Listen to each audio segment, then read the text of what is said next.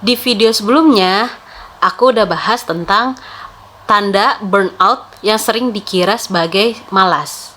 Nah, di video kali ini ada request, apa penyebab burnout? Oke, mari kita bahas. Jadi, burnout itu sebenarnya bukan tiba-tiba datang. Tapi sebenarnya burnout itu tuh seperti akumulasi. Jadi, beban-beban kecil yang kita tumpuk terus-menerus lama-kelamaan menjadi bom waktu dan itu meledak menjadi burnout.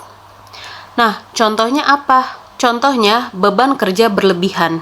Misalnya, kita mengeluarkan energi lebih besar dibanding energi yang masuk. Kayak saat misalnya kita bekerjanya itu memiliki jam waktu yang panjang dan tugas yang terus-menerus ada dan resources atau sumber daya yang sedikit. Jadi kita tuh ibaratnya mengerjakan pekerjaan orang lain dengan jam kerja yang panjang. Penyebab burnout kedua adalah lingkungan kerja yang menguras emosional. Misalnya, kita tuh udah bekerja dengan baik, tapi hasilnya selalu disalahkan terus. Atau kita punya atasan yang sering marah-marah. Punya nggak kalian atasan seperti itu? Yang ketiga, kurangnya validasi dan apresiasi. Misalnya, lembur itu dianggap biasa oleh perusahaan.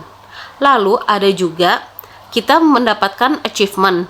Kerjaan kita selesai tepat waktu, sesuai deadline dan bagus, tapi tidak pernah dihargai. Yang keempat, tuntutan emosional yang tinggi. Misalnya, kita harus selalu ramah kepada setiap orang. Itu kan pasti capek ya. Yang kedua, kita harus bersikap profesional kepada klien dan ramah, walaupun kliennya itu agak sulit untuk didekati. Kelima, nilai pribadi tidak sejalan dengan pekerjaan. Misalnya nih, kita sebagai accounting, terus kita disuruh window dressing atau mempercantik laporan keuangan.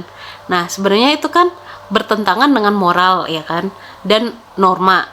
Nah, tapi karena kita disuruh atasan, jadi apa yang harus kita lakuin? Yang keenam, kurangnya waktu untuk pemulihan. Misalnya nih, ini paling sering, kita libur atau kita ngambil cuti, tapi kita masih di WA-in, di chatin, di emailin, dan kadang-kadang walaupun kita lagi libur, kita masih buka laptop untuk kerja. Yang ketujuh, perfeksionis. Jadi kita tuh takut salah, takut pekerjaan itu nggak bagus.